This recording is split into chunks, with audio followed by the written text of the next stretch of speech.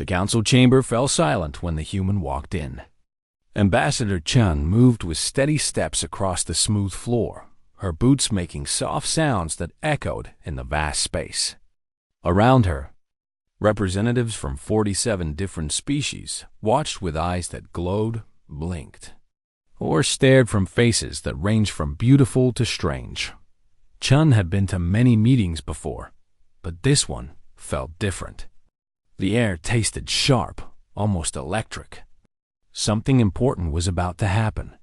The Cathral ambassador rose from his seat.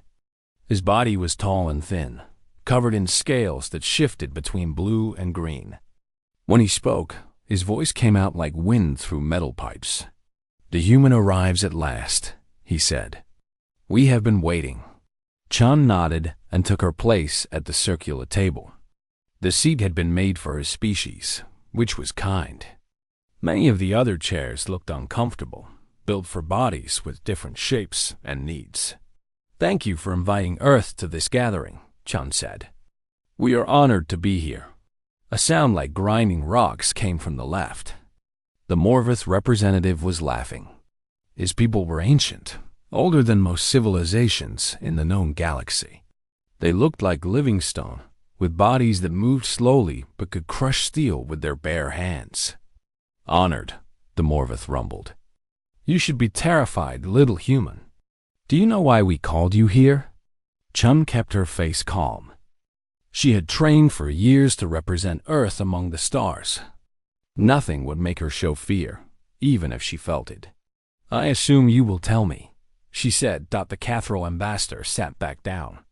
His long fingers tapped against the table, creating a rhythm that made Chun think of rain. "3 cycles ago, a ship entered our space," he said. "It was not invited. It did not ask permission. It came from a region we had marked as forbidden. Do you know what that ship found?" Chun shook her head.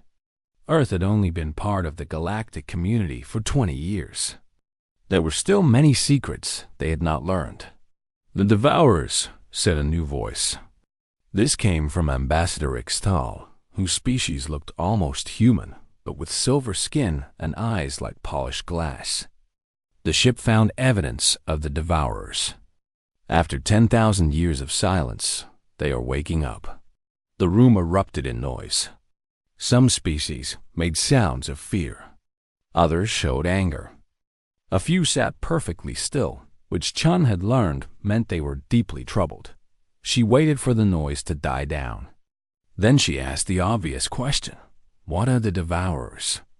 The Morvith ambassador leaned forward. For a creature made of living rock, he could move surprisingly fast when he wanted to. "They are the reason the galaxy has rules," he said. "They are why we mark regions as forbiddens. They are why we teach our children to fear the dark between stars." He paused, and Chun saw something in his ancient eyes she had not expected. It was not anger or hate. It was memory, old and painful. Long ago, before your species learned to make fire, the Devourers ruled this part of space. They were not like us. They did not talk or trade or build. They only consumed. Worlds, ships, entire civilizations. They ate everything, and what they ate became part of them. They grew larger, stronger, hungrier. Ambassador Ixtal continued the story. "Every species in this chamber lost something to the Devourers. My people lost 12 colony worlds. The Cathral lost half their population. The Morvith lost their home sun." Chun felt cold. "How did you stop them?" "We did not stop them," the Cathral said. "We put them to sleep. All of us together. Every species that still lived, every ship that could still fly, every weapon that had not been destroyed. We gathered at the edge of what is now the Forbidden Zone. We fought for 300 years. And at the end, we won. But not by killing them. We could not kill them. We could only trap them in a kind of sleep, deep inside a collapsed star." The Morvith's voice was grim. "And now they are waking up." Chun looked around the table. She saw fear on every face, in every set of strange eyes. "Why are you telling me this?" she asked. "Earth is young. We have barely begun to explore space. What can we do against something that defeated all of you working together?" Silence fell again. Then the Cathedral ambassador spoke, and his words changed everything. "Because humans are different," he said. "In 20 years, you have done things we thought impossible. You adapt faster than any species we have ever seen. You learn, you change, you refuse to give up. When your first colony ship crashed on Kepler 442b, everyone thought your people would die. But you survived. You built a new home from the wreckage." Ambassador Ixtal nodded. "When the plague hit your Mars settlement, the cure should have taken decades to find. You found it in 2 years. And when the Krell pirates attacked your trade ships," the Morvith added, "you built a defense fleet in 6 months. Most species need 10 years to design a single warship. You built 50. Chum began to understand. They were not just afraid of the Devourers. They were desperate. "You want us to help you fight," she said. "No," the Cathedral replied. "We want you to help us survive.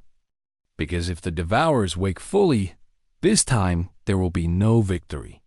This time, we will all be consumed. Unless we find a way to do what we could not do before." He looked directly at Chun. "Unless we find a way to actually kill them.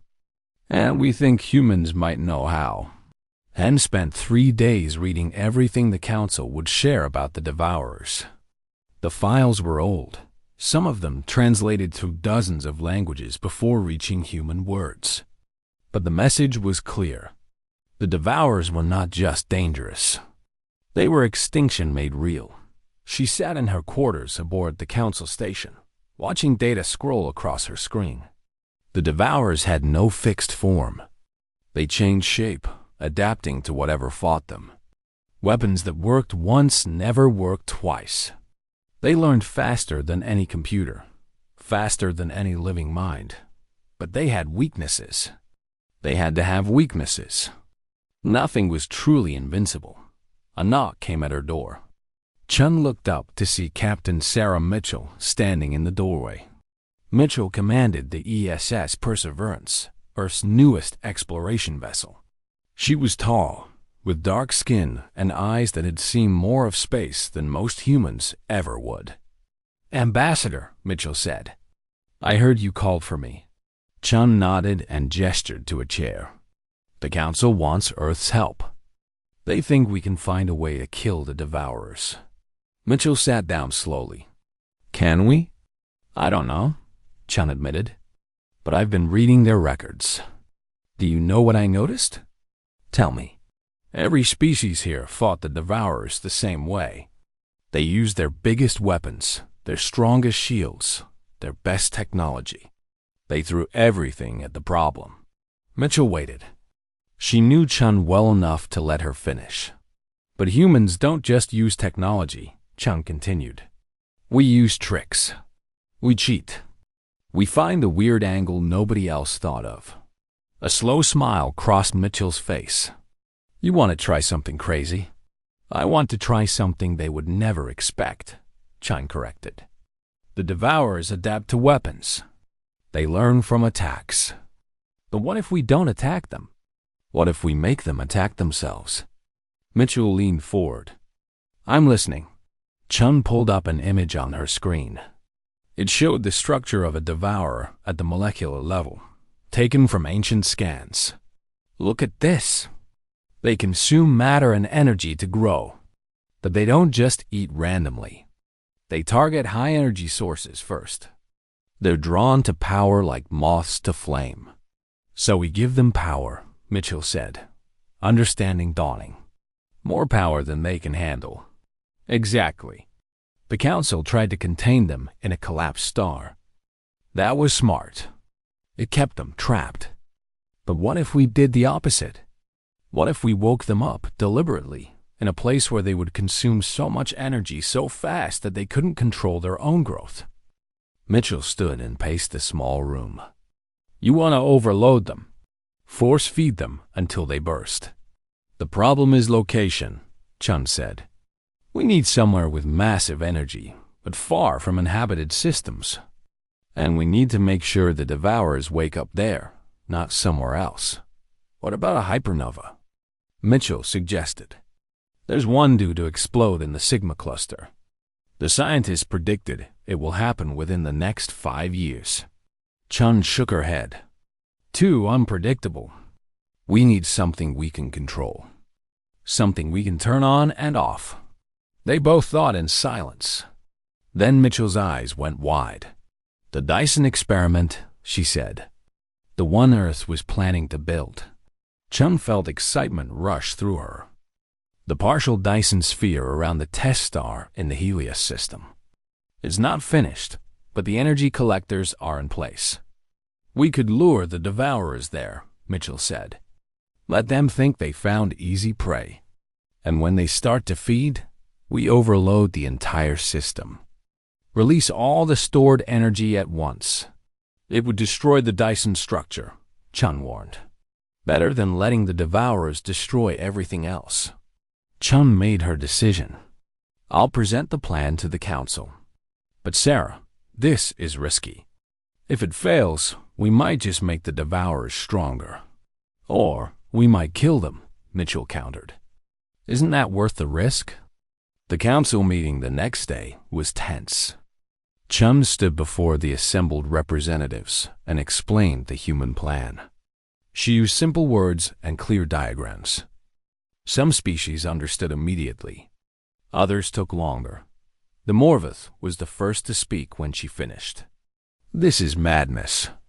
You want to wake the Devourers on purpose.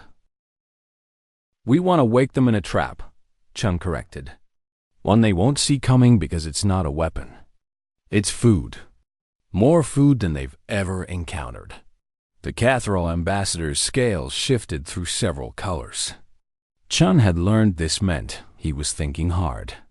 The risk is enormous, he said.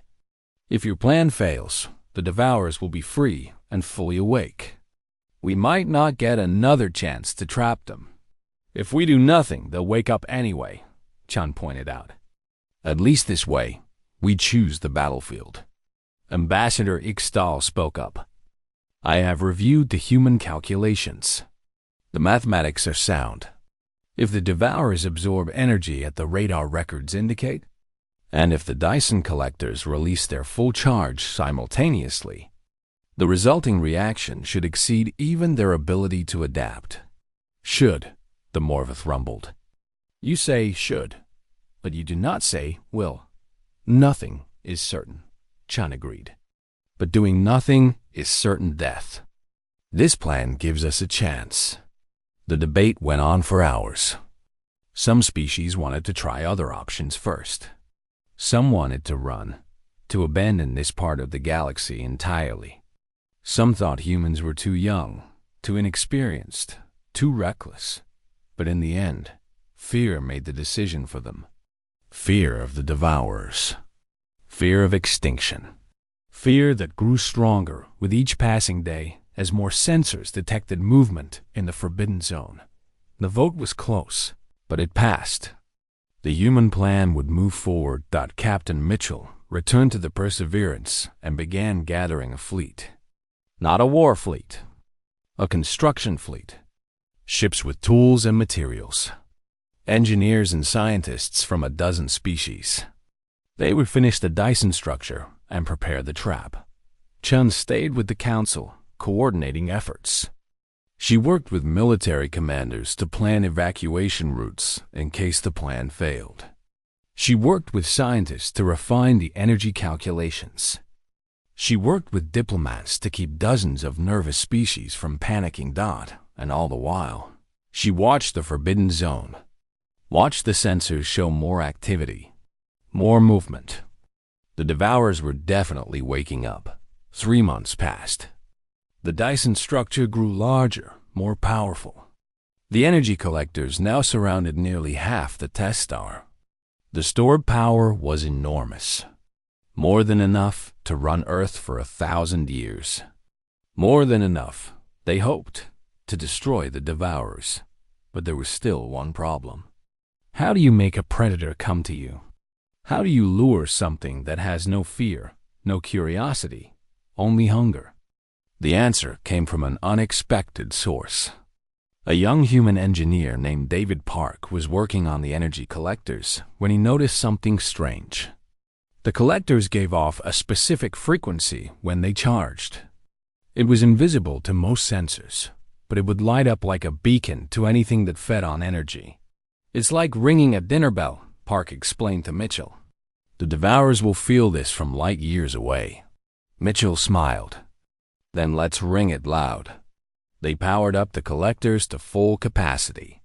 The energy readings went off the charts. And deep in the Forbidden Zone, something ancient and hungry felt the call and began to move. The Devourers arrived 6 days later. Captain Mitchell stood on the bridge of the Perseverance, watching the long-range sensors with growing dread. The readings made no sense at first. They showed something massive moving through space, but the shape kept changing. One moment, it looked like a cloud.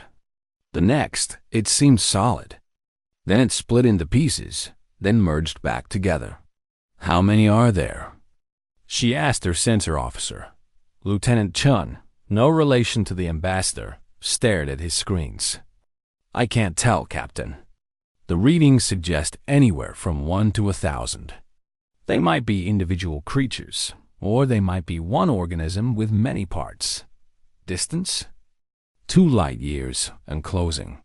Current speed suggests they'll reach the Helios system in 48 hours. Mitchell opened a channel to the entire fleet. 23 ships floated in formation around the Dyson structure. Most were civilian vessels, not built for combat. But each one carried crews who had volunteered for this mission. Humans, Cathrol, Extal, even a few Morvath. All working together. "This is Captain Mitchell," she said, keeping her voice steady. "The Devourers are coming. Everyone knows the plan. We wait until they start feeding. Then we trigger the energy release. Stay at your stations. Stay focused. And remember, we're not just fighting for ourselves. We're fighting for everyone." She closed the channel and looked at her crew. They were afraid. She could see it in their eyes. But they were ready too. Ambassador Chun's voice came through on a private channel. "Sarah, the Council is asking for a final status report." "Tell them we're ready," Mitchell replied. "The collectors are at maximum capacity. The trigger mechanism is armed. Once we initiate, there's no stopping it." "Understood. And Sarah? Good luck." The next 48 hours felt like years. The fleet made final preparations. Engineers checked every system twice, then checked again. Medical teams prepared for casualties. Pilots ran evacuation drills. And everyone watched the sensors as the Devourers came closer. When they were finally near enough to see with optical telescopes, Mitchell wished they weren't. The Devourers defied description. They moved like liquid shadow, like darkness given form and hunger. Where they passed, space itself seemed to twist and bend. "They're not approaching the star directly," Lieutenant Chun reported. "They're circling it, studying it." Mitchell felt a moment of fear. What if they sensed the trap? What if they were too smart to fall for such an obvious lure? But then the Devourers began to move inward. Slowly at first, then faster. They reached out with tendrils of darkness and touched the first energy collector. The effect was immediate. Power readings from the collector dropped to 0 in seconds. The Devourers absorbed the energy like water into sand. "They're feeding," Lieutenant Chun said, voice tight. Mitchell watched as more tendrils reached for more collectors. The Devourers spread across the Dyson structure like a stain, consuming everything they touched. But they weren't destroying the collectors. They were draining them. "Energy consumption rate is increasing," her chief engineer reported. "They're taking more and more, faster and faster." Good, Mitchell thought. That was what they needed. Let the devourers gorge themselves. Let them think they had found an endless feast. Captain, they've consumed 40% of the stored energy, the engineer said. Wait, Mitchell ordered. 60%. Wait. 70%. Captain, if we wait much longer, there won't be enough power for the overload. Mitchell's hand hovered over the trigger control. She needed to time this perfectly. Too soon, and the devourers might survive. Too late, and the trap would fail. 80%. The devourers were fully engaged now.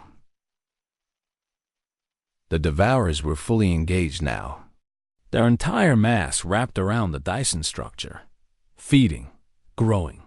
She could see them expanding, getting larger. 85%. Captain. Now, Mitchell said, and pressed the trigger. Every remaining collector reversed its function. Instead of storing energy, they released it. All at once. Directly into the devourers. For a moment, nothing seemed to happen. Then the star at the center of the Dyson structure began to pulse. Brighter, brighter. The light became painful to look at, even through filtered screens. The devourers tried to pull away. Too late. The energy was flowing into them faster than they could adapt, faster than they could change. Their forms twisted and writhed. They tried to split apart, to scatter, but the energy followed them. It poured through them like fire through paper. Energy release at maximum, the engineer shouted over the alarms. The collectors are overloading. The star is destabilizing. All ships retreat, Mitchell ordered. Emergency speed. Get clear of the blast radius. The Perseverance turned and burned hard, engines pushing beyond safety limits. Around them, the other ships did the same.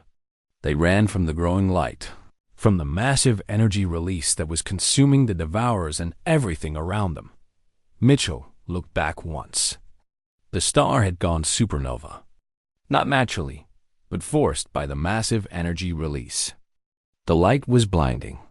At the center of that light, she thought she could see shapes. The devourers, being torn apart by forces too great even for them to absorb Dodd. Then the shockwave hit. Even at this distance, it rocked the ship. Warning lights flashed. Hull plates groaned. But the Perseverance held together, and so did the other ships. When it was over, when the light had faded and the sensors had cleared, Mitchell looked at the readings. Where the Dyson structure had been, there was now only expanding debris and radiation. The star had been destroyed. The collectors were gone. Everything they had built was dust, but the devourers were gone too. Scanning for any signs of survival, Lieutenant Chun said.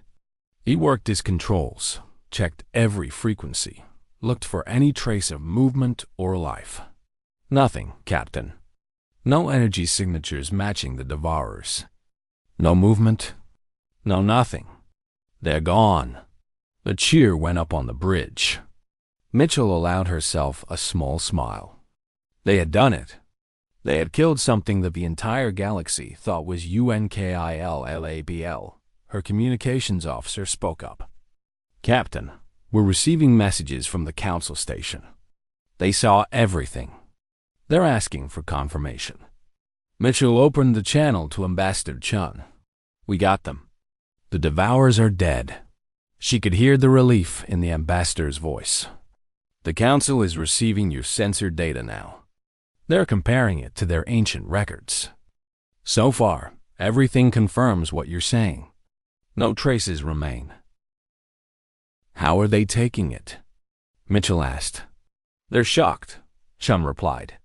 Some of them are crying. The Morvith representative is just sitting there, staring at nothing. I don't think they believed it would actually work. Neither did I, Mitchell admitted. But we had to try. Over the next few hours, more ships arrived. Science vessels from a dozen species, wanting to study what remained. They scanned the debris field, analyzed the radiation patterns, searched for any possible trace of the DEVOURER stot. They found nothing. The energy overload had been complete. The Devourers had consumed too much, too fast. Their own hunger had destroyed them, but not everyone was celebrating. Mitchell stood in her quarters later that night, looking at the casualty reports. 3 ships had been damaged in the retreat. 2 crew members had been injured when a bulkhead collapsed. Nothing serious, but still a reminder that the plan could have gone much worse, and they had destroyed an entire star system to do it. The test star was gone. The Dyson structure, which had taken years to build, was gone. Billions of units of wealth vaporized in seconds, but Earth and the other inhabited worlds still existed. Trillions of lives had been saved. When she thought of it that way, the price seemed small. A message came through from Ambassador Chun. The Council wants to honor you and your crew. They're planning some kind of ceremony. Mitchell sighed. She had never been good at ceremonies. Can't they honor us by letting us go home? My crew is exhausted. I'll see what I can do. But Sarah, you should know. What you did today changed everything. Humans are no longer the new species, the ones everyone watches with suspicion. You're heroes now. The species that did what no one else could do. Mitchell thought about that. She wasn't sure she liked the sound of it. Heroes got called on when things went bad. Heroes were expected to fix impossible problems. We just did what needed doing, she said. That's what makes you heroes. Chum replied. 3 months after the Devourers died, Ambassador Chun stood in a garden on the council station. Real plants grew here, brought from dozens of worlds. Some had flowers that glowed in the dark. Others had leaves that sang when the wind touched them.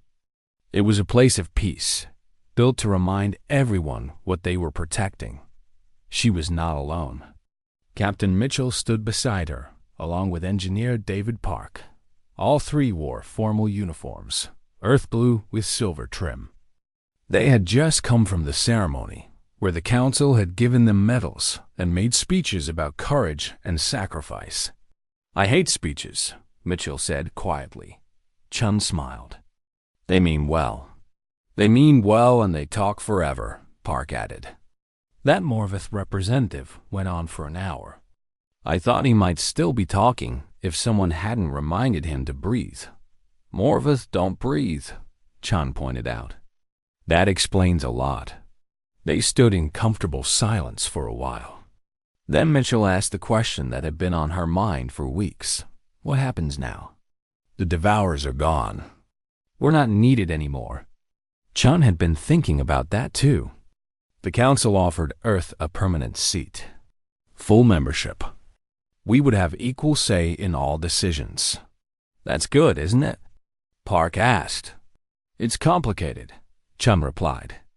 Earth would gain influence, but also responsibility. We would be expected to help with problems across the galaxy. Our ships, our people, our resources. Humans would become peacekeepers, explorers, problem solvers. Mitchell nodded slowly. They want us to be the galaxy's emergency response team. In a way, yes. Because we showed we can do what others can't. We think differently. We find solutions no one else sees. That's a lot of pressure, Park said. It is, Chun agreed. And Earth's government is still debating what to do. Some people think we should accept. Others think we should focus on our own development first. We're still so new to all of this. A figure approached through the garden. It was the Cathril ambassador, his scales a calm green color. He moved with the grace of a dancer, weaving between the plants without disturbing them. Forgive the interruption, he said. But I was hoping to speak with you, Ambassador Chun. Of course. The Cathril looked at Mitchell and Park. What I have to say concerns all of you, actually. May I speak freely? Please, Chun said. The Cathril settled onto a bench designed for his body shape. I wanted to thank you properly.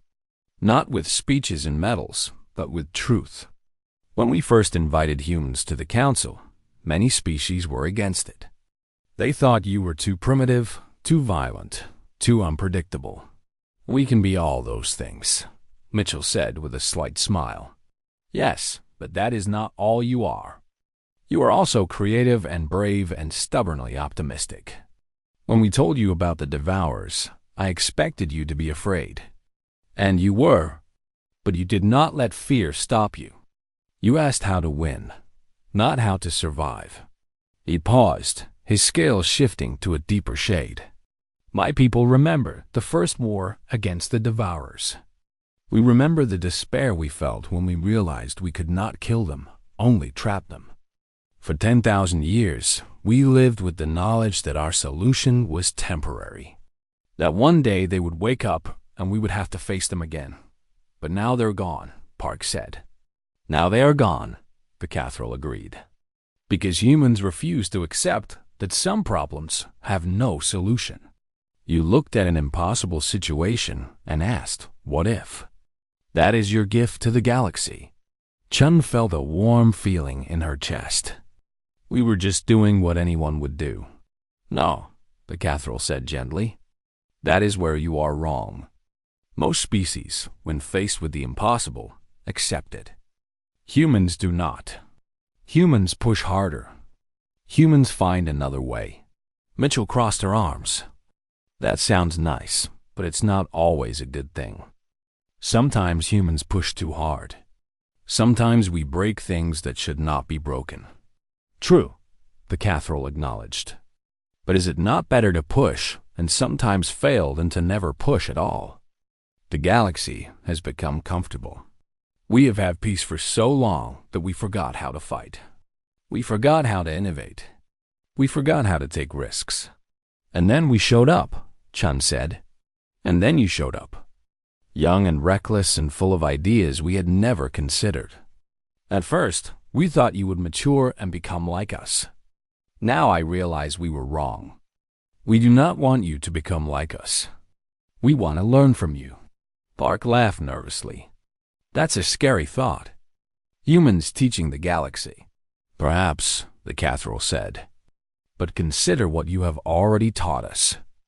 You taught us that impossible problems can be solved. You taught us to look at old challenges with new eyes. You taught us that sometimes the best solution is not the most elegant one, but the one that actually works. He stood up, preparing to leave. Earth will make its own decision about joining the Council. Whatever you choose, know that you have already changed us. The galaxy will never be quite the same. After he left, the three humans sat in the garden, thinking about his words. Do you think he's right? Park asked. About humans being different? Chun considered it. I think every species is different. Everyone has something unique to offer. But maybe we do have a particular kind of stubbornness. We see a wall and we want to know what's on the other side. And if we can't find a door, we make one, Mitchell added. Or we dig under it. Or we blow it up. Exactly, Chun said. That's what made us successful. Not that we're smarter or stronger than other species. But we refuse to quit. We try things others think are crazy. And sometimes, somehow, those crazy things work. Park looked up at the garden ceiling, which showed a projection of stars. So what do we do now? Do we stay and help the galaxy? Or do we go home and focus on Earth? I don't know, Chun admitted. But I think we have to decide soon. Because the Catherall is right about one thing. We've changed the galaxy just by being here. Other species are watching us, learning from us. That's a responsibility we can't ignore. Even if we wanted to, Mitchell said. Over the next few weeks, more discussions happened. The council made its offer official. Earth would have a full seat with all the rights and responsibilities that came with it. In return, Earth would contribute ships and personnel to help with galactic problems. It would share technology and knowledge. It would be a partner, not just a member. The debate on Earth was fierce. Some people worried about losing independence. Others worried about being dragged into conflicts that were not Earth's concern. But in the end, the argument that won was simple. Humans did not become a spacefaring species just to stay in one corner of the galaxy. They reached for the stars because they wanted to explore, to learn, to be part of something larger. And now they had a chance to be part of the largest community that existed. Earth accepted the Council's offer. Ambassador Chun delivered the news in a formal session. The chamber erupted in cheers from some species, thoughtful silence from others. The cathedral scales flashed bright green, a sign of joy. The Morvith rumbled with what might have been laughter or approval. Later, when the session ended, Chum found herself back in the garden with Mitchell and Park. "We did it," Park said. "We're really part of the Galactic Council now." "Not just part of it," Mitchell corrected. "Equal members. That means we have a voice in everything that happens." Chun nodded. "And that means we have work to do. The galaxy has problems we haven't even heard about yet. Places that need help. Mysteries that need solving." "Sounds like an adventure," Park said. "It will be," Chun agreed. "A long one. Probably with a lot of challenges and mistakes along the way." "That's fine," Mitchell said. "Humans are good at learning from mistakes. We've had plenty of practice."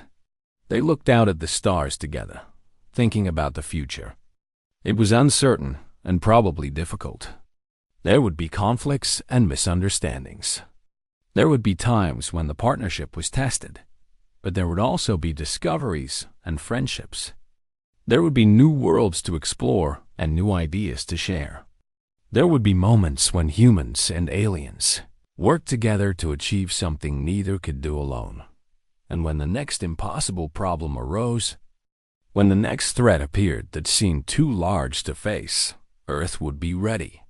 Because humans had proven something important. They had proven that impossible just meant no one had found the right solution yet. Chun smiled as she thought about it. The Devourers were gone. Humanity had earned its place among the stars. And somewhere out there, in the vast darkness of space, new adventures were waiting. "Come on," she said to Mitchell and Park. "We have a lot to do. Earth is going to need ambassadors, explorers, teachers, builders. People who can work with other species and help bridge the gap between human thinking and alien thinking." "You make it sound easy," Park said. "It won't be," Chun replied. "But we're humans. We'll figure it out." And as they walked back through the garden toward the council chambers, where work and responsibility waited, all three of them felt the same thing. Not fear of the unknown, but excitement for it. Because that was what humans did best. They looked at the impossible and said, "Why not?" And then they made it possible.